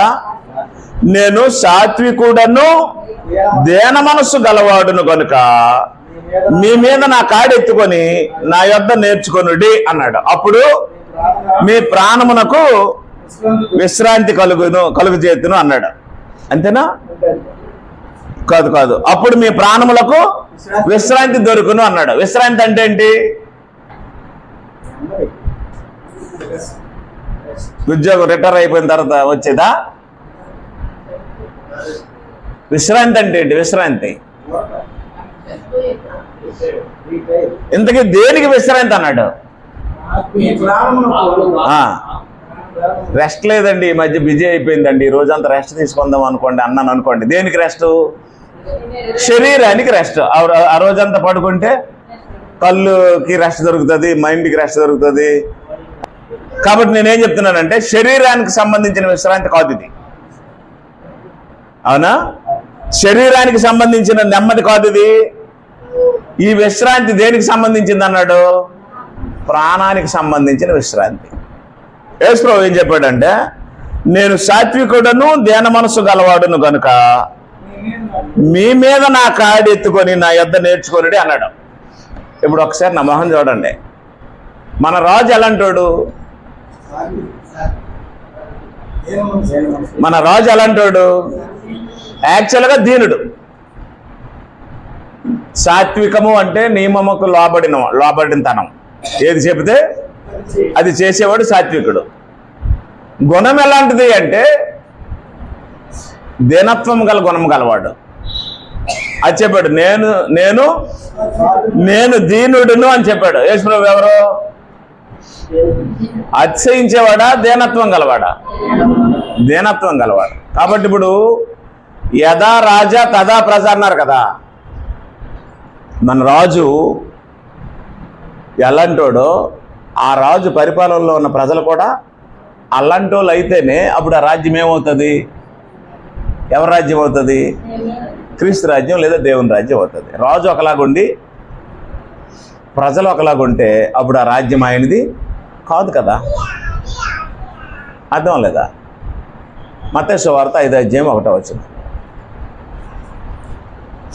మత్తయి రాసిన సువార్త 5:1 ఇలా రాసి ఉంది. ఆయన జనసమూహములను చూసి కొండ ఎక్కి కూర్చుండగా ఆయన శిష్యులు ఆయన వద్దకు వచ్చరి. అప్పుడు ఆయన నోరు తెరిచి ఎలా బోధించాడట, ఆత్మ విషయమై దీనులైన వారు ధన్యులు. రైట్. ఇప్పుడు దేవుని రాజ్యాన్ని సొంతం చేసుకోవాలి అంటే, దేవుని రాజ్యంలో శాశ్వత కాలం ఉండాలి అంటే, ఆత్మ విషయమై దేవుని రాజ్య పౌరులు ఎలాగ ఉండాలి? దీనులుగా ఉండాలి. నీ రాజు దీనుడైతే నీకు దీనత్వం ఏది? అర్థం అలా. నీ రాజు అలాంటి వాడు. నీ రాజు దీనుడైతే నువ్వెందుకు రాలిపోతున్నావు? నీ రాజు దీనుడైతే నీ నోరెందుకు సౌండ్ వినపడుతుంది? నీ రాజే దీనుడైతే నువ్వెందుకు రెచ్చిపోతున్నావు? అర్థం అల్లదా? అంటే ఇప్పుడు మనం అంధకార సంబంధమైన అధికారంలో నుండి వచ్చాం కదా. అంధకార సంబంధమైన అధికారం అంటే సాతాను రాజ్యం కదా. రెచ్చిపోవడము, రాలిపోవడము, హెచ్చించుకోవడము, తుల్లిపోవడము ఏ రాజ్యంలోనికి సంబంధించినవి? అంధకార సంబంధమైన అధికారంలో ఉండే ఒక రాజుకు సంబంధించినవి అవి. మన రాజు రాలిపోయేవాడా దీనుడా?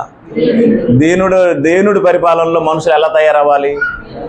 దీనులుగానే తయారవ్వాలి కదా. మరి రాలుపాటు ఏంటి క్రైస్తవులకి? హలో, ఉండలేకపోతున్నారా? పాయింట్ అర్థమైందా?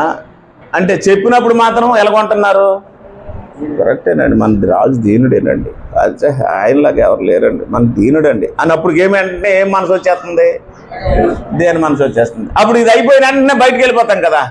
బయటికి వెళ్ళి ఇలాగ ఒళ్ళిలిసిన వెంటనే బండి తీస్తాం. ఎవడు ఒకటి అడ్డకొస్తాడు కదండి, కళ్ళు కానపడ దొంగనా కొడుకు కనేస్తాను. ఏం పోయింది? ఎక్కడ పోయింది?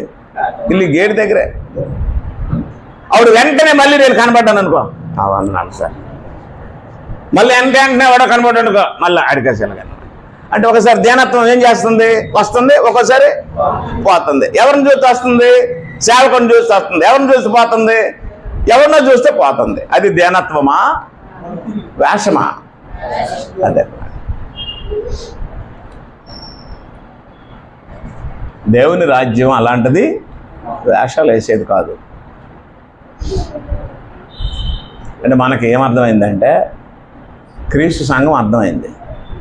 క్రీస్తు సంఘానికి దేవుని పరిపాలన, క్రీస్తు సంఘానికి దేవుని కుమారుణ్ణి దేవుడు రాజుగా అనుగ్రహించాడు అనేది అర్థం అవ్వలేదు. ఇది అర్థమైతే ఎవడైనా క్రీస్తు సంఘం క్రిస్మస్ చేస్తాడా? ఇది అర్థమైతే క్రీస్తు సంఘంలో ఎవడైనా ఈస్టర్ చేస్తాడా? ఇది అర్థమైతే క్రీస్తు సంఘంలో ఎవడైనా గుడ్ ఫ్రైడే చేస్తాడా? చేశాడంటే వాళ్ళు దేవుని రాజ్య పౌరులు. వాళ్ళకి అర్థం అవ్వలేదు అసలు. మీరైనా అర్థం చేసుకోండి. యేసు చెప్పాడు, నేను దీనుడిని అని చెప్పాడు. నీ రాజు దీనుడైతే ఆయన పరిపాలనలో నీకేం రావాలి? దేనత్వమే రావాలి. నీకు దేనత్వం ఉన్నదో లేదో ఎక్కడ తెలిసిపోద్ది? నీ మాటల్లో తెలిసిపోద్ది, నీ నడకలో తెలిసిపోద్ది, నీ ఆలోచనలోనే తెలిసిపోద్ది. ఓకేనా? అంటే ఇప్పుడు మనం ఉన్నటువంటి రాజ్యం ఎవరిది? దేవునిది. దేవుని రాజ్యంలో రాజు ఎలాంటోడు? రాజే దీనుడైతే ప్రజలు ఎలాగ ఉండాలి? ప్రజలు దీనులై ఉండాలి కదా. ఆయన దీనుడు అనడానికి ఒక సింబల్ ఆయన చూపించాడు. ఏంటంటే, యెరూషలేములోకి ఎంటర్ అయినప్పుడు రాజు అయితే యాక్చువల్గా గుర్రం మీద వెళ్తాడు. దీనుడు కాబట్టి దేని మీద వెళ్ళాడు? గాడిద మీద వెళ్ళాడు. ఆయన చివరి రోజు చనిపోయే ముందు, ఆయన చనిపోతాడని తెలుసు, చనిపోయే ముందు యెరూషలేములోకి వెళ్తున్నాడు. ఆయన మరణానికి దగ్గరికి వెళ్తున్నాడు. ఆయన ట్రావెలింగ్ ఎక్కడికంటే మరణం దగ్గరికి, మరణాన్ని వెతుక్కుంటూ వెళ్తున్నాడు. ఆయన యెరూషలేము వెళ్తే చంపేస్తారని సంగతి ఆయనకి తెలిసి వెళ్తున్నాడు. వెళ్తూ ఎంటర్ అయ్యే ముందు చెప్పాడు, పలానా దగ్గర ఒక గాడిద ఉంటుంది, యంగ్ కల్ట్ అది, మీరు వెళ్ళి విప్పుకొని తీసుకురండి. ఎవరు మీరు ఎవరి కోసం తీసుకెళ్తున్నారు అని అడిగితే ఏం చేయమన్నాడు? ఇది ప్రభువు కావాలి అని చెప్పండి. వాళ్ళు ఏమన్నారు అని చెప్తే, అప్పుడు ఇద్దరు శిష్యులు వెళ్ళి ఆ గాడిదను విప్పుతున్నారు. అది ఎవరిదో? ఆయన వచ్చాడు, ఆనర్ వచ్చాడు, మీరు ఎవరు నా గాడిద పిల్లని విప్పుతున్నారు అని అడిగితే, ఇది ప్రభువుకు అవసరం అని చెప్పాడు. ఆయన మరేమనలే, తీసుకొచ్చారు. అప్పుడు ప్రభువుని దాని మీద ఏం చేశారు? కూర్చోబెట్టి యెరూషలేములో తీసుకెళ్తున్నారు. అది ఎంట్రన్స్ అన్నమాట. యెరూషలేములోకి ఎందుకు ఎంటర్ అయ్యాడు తెలుసా? ఎందుకు ఎంటర్ అయ్యాడు? చావుకి సమయం దగ్గర పడుతుంది కాబట్టి మరణానికి దగ్గరికి వెళ్ళాడు. యెరూషలేములోకి వెళ్ళాడు. లాస్ట్ డే పస్కా భోజనం ఏర్పాటు చేయమన్నాడు. శిష్యులందరూ కూర్చున్నాడు, ఆయన కూర్చున్నాడు. భోజనం రొట్టె తీసుకున్నాడు, కృతజ్ఞతాస్తుతులు చెల్లించాడు. మత్తయి సువార్త 26వ అధ్యాయం. మత్తయి సువార్త 26వ అధ్యాయం 26వ వచనం. ఆయన 26 ఇంకా తీయలేదా? మత్తయి సువార్త 26. వారు భోజనం చేయుచుండగా ఒక రొట్టెను పట్టుకొని విరచి ఇచ్చి, మీరు తీసుకొని తినండి, ఇది ఎవరి శరీరం అన్నాడు?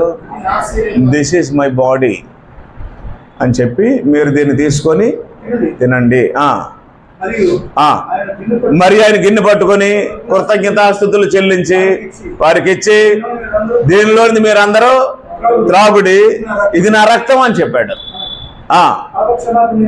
పాప క్షమాపణ నిమిత్తం అనేకుల కొరకు చెందింపబడుతున్న నిబంధన రక్తం అంటే తెలుసా లోకేష్ గారు? చట్టపరమైన రక్తం. ఈ రక్తం ఏ రక్తం? క్రొత్త నిబంధన చట్ట రక్తం. చట్టం చేయడానికి కార్చిన రక్తం. నిబంధన రక్తం అంటే చట్టం. నిబంధన అంటే చట్టం. క్రొత్త చట్టం, క్రొత్త నిబంధన రక్తం. నా తండ్రి రాజ్యములో మీతో నేను కూడా, గుర్తుంచుకోండి, ఏ రాజ్యంలో అన్నాడు? నా తండ్రి రాజ్యములో మీతో నేను కూడా అన్నాడు కదా. ఇప్పుడు తండ్రి రాజ్యం అప్పుడు కొందా, ఇంకా రాలేదా? ఆయన ఇంకా మరణించలేదు. ఆయన మరణించిన తర్వాత సమాధి చేస్తారు. సమాధిలో నుంచి లేస్తాడు. 40 రోజులు అందరికీ కనిపిస్తాడు. ఆరోహణం అవుతాడు. 10 రోజుల తర్వాత పెంతెకొస్తు పండుగ రోజు ఆయన రాజ్యం వస్తుంది. దానియేలు గ్రంథంలో చెప్పాడు కదా, ఆ రాజుల కాలములలో పరలోకమందున్న దేవుడు ఒక రాజ్యమును స్థాపించనన్నాడు కదా. రాజ్య స్థాపన యెరూషలేములో పెంతెకొస్తు పండుగ రోజు జరుగుతుంది. అది ఇంకా జరగక ముందే ఏమన్నాడు? నా తండ్రి రాజ్యములో మీతో కూడా నేను భోజనం చేస్తాను అన్నాడా లేదా? అప్పుడు యెరూషలేములో ఎంతమంది బాప్తిసం పొందారు? 3000 మంది బాప్తిసం పొందారు. ఈ 3000 మంది ఎవరు? అంధకార సంబంధమైన అధికారంలో నుండి విడుదల చేయబడిన దేవుని రాజ్యంలోకి వచ్చిన పౌరులు, క్రీస్తు రాజ్య సంబంధులు. అప్పుడు ఆ సంఘానికి దేవుడు క్రీస్తుని ఏం చేశాడు? శిరస్సుగా. ఆ రాజ్యానికి దేవుడు క్రీస్తుని ఏం చేశాడు? రాజుగా నియమించాడు. ఆ నియమింపబడిన మరుసటి ఆదివారం రొట్టె విరవడం ప్రారంభిస్తే, ఆ ఆదివారం నాడు వారితో పాటు యేసుప్రభు ఏం చేశాడు?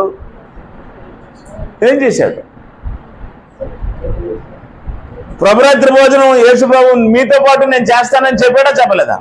ఎక్కడ చేస్తామన్నాడు? నా తండ్రి రాజ్యంలో చేస్తానన్నాడు కదా. ఏ చట్ట ప్రకారం చేస్తామన్నాడు? పాత చట్టమైన ధర్మశాస్త్ర ప్రకారము ఆ రోజు రాత్రి వారితో చేస్తున్నాడు. త్వరలో క్రొత్త చట్టం చేయబడుతుంది. అప్పుడు క్రొత్త రాజ్యం, కొత్తగా మళ్ళీ నేను మీతో కూడా భోజనము చేస్తాను. క్రొత్త నిబంధన ప్రకారం చేస్తామన్నాడు కదా. ఇప్పుడు క్రొత్త నిబంధన ప్రకారం ఎక్కడ చేస్తాడు భోజనం? ఆయన రాజ్యంలో, ఆయన సంఘంలో చేస్తాడు. అవునా? ఇప్పుడు చెప్పండి, ఆయన రాజ్యంలో, ఆయన రాజ్యంతో పాటు ఆయన ఏం చేస్తాడు? భోజనము చేస్తాడు. ఆయన రాజ్యంలో, ఆయన రాజ్యంతో పాటు ఆయన కూడా పాటలు పాడుతాడు. ఆయన రాజ్యంలో, ఆయన రాజ్యంతో పాటు ఆయన శిరస్సుగా ఉంటాడు. ఉండడా? ఇప్పుడు చెప్పండి, ఆయన రాజ్యం కలిసి ఎవరిని ఆరాధించాలి? ఆయన తండ్రిని ఆరాధించాలి. అంత సింపుల్గా రాసి ఉంది, అంత క్లియర్గా రాసి ఉంది. ఇప్పుడు యేసుప్రభు మనతో కలిసి ఏం చేస్తాడు? ప్రభురాత్రి భోజనము చేస్తాడు. ఇప్పుడు మనం ఎవరము? ఆయన రాజ్యం. క్రొత్త నిబంధన ప్రకారము దేవుని రాజ్యం ఎవరు? మనమైతే ఇప్పుడు మనతో పాటు మన రాజు ఏం చేస్తాడు? ప్రభురాత్రి భోజనము అని పాల్గొంటాడు. ఎలా పాల్గొంటాడంటే ఆత్మీయంగా పాల్గొంటాడు. ఆయన కంటికి కనిపించాడు, మనము కంటికి కనిపిస్తాం. అదృశ్య రూపుగా ఆయన ఉంటాడు, దృశ్య రూపాలుగా మనం ఉంటాం. ఆయన లేకపోతే అది క్రీస్తు సంఘమే కాదు. ఎందుకంటే భర్త లేకుండా భార్య ఉండదు, భార్య లేకుండా భర్త ఉండదు అన్నది ఎంత వాస్తవమో, క్రీస్తు లేకుండా సంఘం ఉండదు, సంఘం లేకుండా క్రీస్తు ఉన్నాడు. కాబట్టి ఇప్పుడు సంఘంతో పాటు క్రీస్తు ఏం చేస్తాడు? కలిసి భోజనము అది చెప్పాడు. నా తండ్రి రాజ్యంలో చేస్తాను మీతో కలిసి అన్నాడు. అనలేదా? మీతో కూడా నా తండ్రి రాజ్యంలో చేస్తాను అన్నప్పుడు అప్పుడు ఎవరితో భోజనం చేస్తున్నాడు? ఆ మనుషులే తండ్రి రాజ్యంలో కూడా ఉంటారు. వాళ్ళు అపోస్తలుడు అంటే వాళ్ళు బ్రతుకున్నప్పుడు ఏమొస్తుంది? ఆ రోజు రాత్రి అపోస్తలులతో కలిసి పస్కా భోజనం చేస్తున్నాడు కదా మేడగదిలో. వాళ్ళకి ఏం చెప్పాడు? మీతో కూడా మళ్ళీ నేను నా తండ్రి రాజ్యంలో చేస్తామన్నాడు కదా. అంటే వాళ్ళు బ్రతుకున్నప్పుడు ఏమొస్తుంది? రాజ్యం వస్తుంది. అప్పుడు వాళ్ళతో పాటు మళ్ళీ ఏం చేస్తాడు యేసు ప్రభు? భోజనం చేస్తాడు. ఆ రాజ్యం ఏ రాజ్యం? ఆయన రాజ్యం. ఆ రాజ్యం ఏ రాజ్యం? ఆయన సంఘమే రాజ్యం. ఇప్పుడు మనం ఎవరి సంఘమై ఉన్నాం? మత శాఖలు ఆయన సంఘం కాదు, ఆయన రాజ్యము కాదు. మత శాఖలుగా ఆయన రాజ్యం కాదు, మత శాఖలు ఆయన సంఘం కాదు. మత శాఖల్లో అభ్యసించిన వారు, అలవాటు చేసుకున్నవారు, మత శాఖల పద్ధతిలో ఉన్నవారు ఎవరు కూడా ఆయన రాజ్యము కాదు. అయితే నాకు మాట, ఇప్పుడు రాజు ఎలాంటోడని మనం చదువుకున్నాం. దీనుడైతే ప్రజలు ఎలాంటోళ్ళు అవ్వాలి? ఏ విషయంలో? ఆత్మ విషయంలో దీనులై ఉండాలి. మీ శరీరం ఎలాగొండమండి? మీ శరీరం పెద్దదా, చిన్నదా, గట్టిగా ఉందా, మెత్తగా ఉందా, ముసలైపోయారా, యవనస్తులా? ఇప్పుడు నీ శరీరం గట్టిగా ఉంది, నా శరీరం ముసలైపోయింది, ఆయన శరీరం యవనంలో ఉంది, ఇంకా ఆయన శరీరం ఇంకా ముసలైపోయింది అనుకోండి. ఈ శరీరాలతో సంబంధం కాదు. పాయింట్ అర్థమైందా? దేనత్వంతో సంబంధం. కాబట్టి దేవుని రాజ్యం అంటే అర్థం ఏంటి? గర్విష్ఠులు ఉండేదా, దీనాత్మలు ఉండేదా? కాబట్టి ఒకవేళ మనకు తెలియదేమో, ఎవరి మీదైనా, ఇంట్లో వాళ్ళ మీదైనా, వీధిలో వాళ్ళ మీదైనా ఎక్కడైనా ఎగరడం, కేకలేయడం, గర్వించడం చేస్తే, ఒకవేళ ఈరోజు గారు నీకు అర్థమైతే నువ్వు ఒక రాజ్యంలో నుంచి ఒక రాజ్యంలోకి వచ్చేసావు. నువ్వు అరడమో, కేకలేయడమో, గెంతడమో, డ్యాన్స్ వేయడం అనేది ఎక్కడికి సంబంధించింది? ఆ రాజ్యానికి సంబంధించింది. ఈ రాజు దగ్గర అవేవి లేవు. ఈ రాజు ఎలాంటి వాడుట? దీనుడు. ఈ రాజు ఎలాంటి వాడు? దీనుడు. ఒకవేళ మా ఆయన మీద నేను కేకలైపోతే ఎవరేస్తారని అనుకుంటున్నావేమో. మీ ఆయన్ని నేను కాదనట్లే, కానీ ఆయన ఇప్పుడు ఎవరు రాజ్య పౌరుడు అయ్యాడు? దేవుని రాజ్య పౌరుడు మీద కేకలేయడానికి నువ్వెవరు? ఒకవేళ నా భార్య నా ఇష్టం అని అనుకుంటావేమో. ఆమె ఇప్పుడు ఎవరు రాజ్య పౌరురాలు అయింది? దేవుని రాజ్య పౌరురాలు. నీకు హక్కే ఉంది. ఆ భావనతో కానీ ఇద్దరు బతికితే అద్భుతంగా ఉంటుంది జీవితం. అప్పుడు ప్రాణానికి ఏం దొరుకుతుంది? రోజు కేకలేసి అల్లర్లు చేసుకొని, రోజు తగులు ఆడుకొని, మనశ్శాంతి లేకుండా ఆవిడటు ఈయనటు పిల్లలటు ఉన్నటువంటి కుటుంబంలో దినత్వము దేవుని రాజ్య పౌరుల యొక్క లక్షణం అనేది అలా అర్థమై అనుసరించారు అనుకోండి, అప్పుడు ఆ ప్రాణాలకు ఏం దొరుకుతుంది? నెమ్మది, విశ్రాంతి దొరుకుతుంది. ఇప్పుడు ప్రాణాలకు నెమ్మది దొరకాలంటే ఏం చేయాలి? నీ రాజును అనుసరించాలి. నీ రాజు ఎలా అంటాడు? నీ రాజు దీనుడైతే నువ్వు కూడా ఎలా ఉండాలి? దేన. ఒక్క వచనం చెప్పి ముగించేస్తాను. కీర్తనలు 86:1. కీర్తన 86:1. యెహోవా, నేను దీనుడును దరిద్రుడును, చెవియొగ్గి నాకు ఉత్తరమిమ్ము అన్నాడు. 86:1 ఏమన్నాడు? నేను దీనుడను దరిద్రుడను, చెవియొగ్గి నాకు ఉత్తరమిమ్ము అన్నాడు. అంటే యేసు ప్రభు తాను దేవునికి ప్రార్థన చేసే పద్ధతిని చెప్పాడు. అవునా? ఎలా ప్రార్థన చేయాలి? మేము దీనులము, దరిద్రులము, ఎన్నిక లేని వారము, తృణీకరింపబడిన వారము, ఈ లోకంలో ఎందుకు పనికిరాని వారము, అలాంటి వారమైన మేము నీ రాజ్య వారసులం అయ్యాం, మీకు కృతజ్ఞతలు తండ్రి అని ప్రార్థన చేయాలి. అవునేమో కదా? కాబట్టి మన రాజు ఎలాంటి వాడు? మన రాజు దీనుడైతే మనం ఎలా ఉండాలి? దీనులమే. దీనులంటే అర్థం ఏంటంటే తమ్ము తాము అంతే. మాటలోను, ఆలోచనలోను, క్రియల్లోను, తలంపుల్లోను, అన్నిటిలోనూ ఒక మనిషి దగ్గర ఒక మనిషి ఏమైపోవాలి? తగ్గిపోవాలి. ఎక్కడ తగ్గుతారో అక్కడ విశ్రాంతి దొరుకుతుంది ప్రాణాలకి. ఎక్కడ రెచ్చిపోతారో అక్కడ మనశ్శాంతి ఉండదు ప్రాణాలకి. అర్థమైందమ్మా? ముఖ్యంగా ఒక మాట ఎవరైనా ఆడినప్పుడు రెండో మాట ఆడకూడదు. వెంటనే ఏం చేయాలి? తగ్గిపోవాలి. ఆ మాట ఆడిన వ్యక్తే నేను ఇలాగ ఆడి ఉండకూడదు కదా అని ఆయన ఆలోచించుకోవడానికి ఛాన్స్ ఇచ్చేయాలి. అర్థం లేదా? నేను నిన్నో ఒక మాట అనేసానమ్మా గట్టిగా, నువ్వు తగ్గిపోయి నవ్వుకొని వెళ్ళిపోయావు. నేను ఆడిన మాటకు నువ్వు వెంటనే కౌంటర్ వేసావు అనుకో, అప్పుడు మన ఇద్దరికి ఏమొస్తుంది? గొడవ వస్తుంది. మనం దేవుని రాజ్య పౌరులు మామూలు. నేను నిన్ను ఒక మాట అనేసాను, అనేసిన తర్వాత నువ్వు నవ్వుకొని వందనాలు అని అనుకుని వెళ్ళిపోయావు. అప్పుడు నాకు నేను కౌన్సిలింగ్ చేసుకోవాలి. ఎలాగా?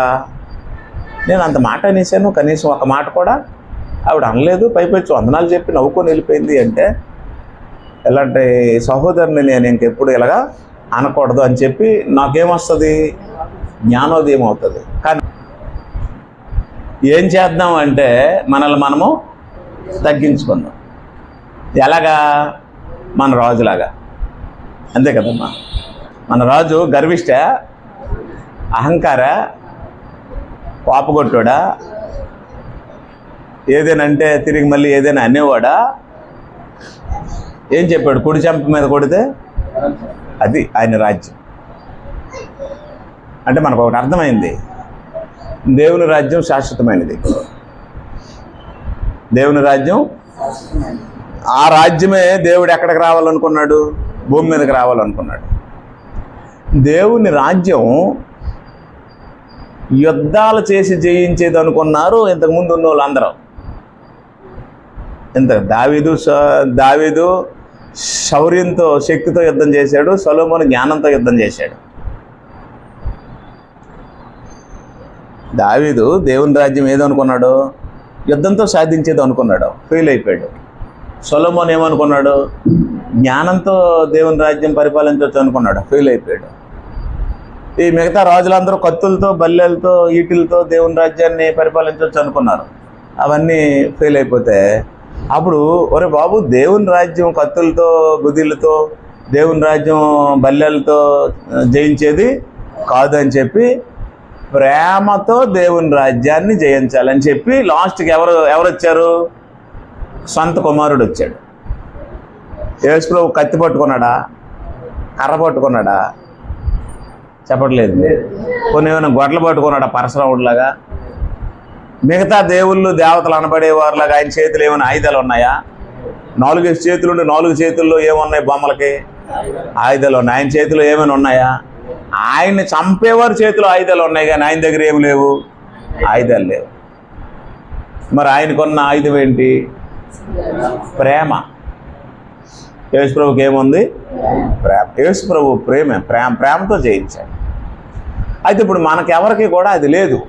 అయితే దరిద్రం ఏంటంటే పయోళ్ళ మీద లేకపోతే ఓకే, ఇంట్లో వాళ్ళ మీద కూడా లేదు. మీకు అర్థం అవ్వట్లేదా? ఇప్పుడు నేను పయోడిని సార్, నా మీద మీకు లేకపోతే పెద్ద విశేషమేం కాదు. కులాన్ని బట్టు, ఏరియాని బట్టు, దూరాన్ని బట్టు, బంధాలు, బంధుత్వాలు బట్టి నా మీద మీకు ప్రేమ లేకపోతే పెద్ద విశేషమేం కాదు. నేను వాళ్ళకి ఏమవుతానని, నాకు వాళ్ళకి ఏంటి సంబంధం, నన్ను వాళ్ళు ప్రేమించవలసిన అవసరం ఏముంది అని అనుకుంటాం. కానీ మీకు ఆవిడేమవుతుంది? మీ మీ మీ భార్య కదా, మీ ఎముక కదా. మరి ఆయన మీకేమవుతాడు అంటే నీ శిరస్సు కదా. మరి నీ కడుపుని పుట్టినటువంటి ఆ పిల్లలు ఎవరంటే మీ రక్తం కదా. నా పాయింట్ ఏంటంటే ఎక్కడో బయట ఉన్న నా మీద మీకు ప్రేమ ఉండకపోవడం పెద్ద విశేషమేం కాదు. కానీ ఇప్పుడు దేవుని రాజ్య పౌరులైన మనకి మన ఇంట్లోనే ప్రేమ లేకపోవడం విశేషం. అర్థం అవట్లేదా? ఒక భర్తని భార్య ద్వేషిస్తుందంటే, ఓ భార్యని భర్త ప్రేమించడం లేదంటే, పిల్లలు తల్లిదండ్రుల మీద ఎదిరించి ఎవరిష్టానుసారంగా వాళ్ళు వెచ్చవేడిగా బ్రతుకుతున్నారంటే అర్థం ఏంటి? దేవుని రాజ్య పరిపాలన లోపం ఉంది ఆ ఇంట్లో. మనం ఎలాంటి వాళ్ళమంటే ముక్కు ముఖం లేని వాళ్ళతో చక్కగా ఉంటాము, ముక్కు ముఖం తెలియని వాళ్ళతో ఎలాగొంటాము? చక్కగా ఉంటాము. ముక్కు ముఖం బాగా తెలిసిన వాళ్ళతో ఎలాగొంటాము? శత్రువుల్లాగా ఉంటాం. రివర్స్ అయిపోయింది అంతా. ఇప్పుడు నా ముక్కు ముఖం ఎవరికి బాగా తెలుసు? మా ఆవిడికి. తెల్లారు లేస్తే ముక్కు ముఖం ఎవరు చూస్తారు? ఆవిడే చూస్తారు. తెల్లారు లేస్తే నన్ను ఆవిడ చూస్తే ఆవిడ నేను. ఏం జరిగిందంటే మనకి అవగాహన లోపం, హ్యుమానిటీ అవగాహన లోపం ఉండడం వేరు, దేవుని రాజ్యంలో మన రాజు యొక్క పరిపాలనలో ఉండే విషయాలకు సంబంధించి అవగాహన లోపం ఉండడం వేరు. ఇది లేదు మెయిన్ మనకి. లేకపోతే మనం శత్రువులాగా ఎందుకు బతుకుతాం? తల్లికి బిడ్డకి శత్రుత్వం ఏంటి, భార్యకి భర్తకి శత్రుత్వం ఏంటి, అన్నకి తమ్ముడికి శత్రుత్వం ఏంటి, తోటికోడలకు శత్రుత్వం ఏంటి, అత్తకోడలకు శత్రుత్వం ఏంటి, తల్లికి కూతురికి శత్రుత్వం ఏంటి, అసలు భర్తకి భార్యకి శత్రుత్వం ఏంటి అంటే మనకు అసలు దేవుని రాజ్య నియమాలు సరిగా అర్థం అవ్వలేదు. ఒకవేళ అర్థమైనా సరే మనం పాటించలేదు. అందువల్ల అలా ఉన్నాయి మన ఫ్యామిలీస్. గందరగోళం అయిపోయింది. బయట వాళ్ళ మాటలకు విలువిచ్చి ఇంట్లో వాళ్ళ మాటలకు విలువ ఇవ్వకపోవడం, బయట విషయాలకు ఎక్కువ సమయం ఇచ్చి దేవుని వాక్యానికి సమయం ఇవ్వకపోవడం వల్ల ఇలాంటి పరిస్థితులు వచ్చాయి. ఓకేనా? ఒకటి మీరు గుర్తుంచుకోండి, మనము దేవుని రాజ్యంలోకి వస్తే మన రాజు ఎలా అంటాడు? దీనుడైతే. మరి దీనుడి దగ్గర ఉన్న మనకి అది ఎంతవరకు రాకపోతే మన పరిస్థితి ఏంటి? ఎప్పుడు వస్తుంది? ఏం సార్ నేను చెప్పింది నేను తప్పుంటే నువ్వు చెప్పండి. ఇప్పుడు నీతో నేను సహవాసం చేస్తే 6 మాసాల్లో నీలోకి నేను అవుతాను, లేదా నాలాగా నువ్వే నవ్వుతావు. మనం బాప్తిసం పొంది 2 సంవత్సరాలు అయింది. మనం ఎవరితో సహవాసం చేస్తున్నాం? యేసు ప్రభువుతో సహవాసం చేస్తున్నాం. కానీ దేనత్వం అనేది ఇంకా ఆయన పరిపాలనలో మొదటి భాగం అది. పరలోకానికి వెళ్ళవలసిన వారికి ఉండవలసిన మొట్టమొదటి లక్షణం అది. ఆత్మ విషయమై దీనులైన వారు పరలోక రాజ్యము. కాబట్టి మొట్టమొదటి పరలోక రాజ్యం నాకు కావాలనుకుని వచ్చే మనిషికి, యేసు ప్రభువు నాకు కావాలి, దేవుడు నాకు కావాలనుకునే మనిషికి మొట్టమొదటి ఉండవలసిన లక్షణమే దేనత్వం. కాబట్టి దేవుని రాజ్యం ఉంది. ఆ రాజ్యంలో ఉండే మొదటి నియమం ఏంటంటే దేనత్వమే. అది క్రీస్తు సంఘానికి దేవుడు ఇచ్చాడు.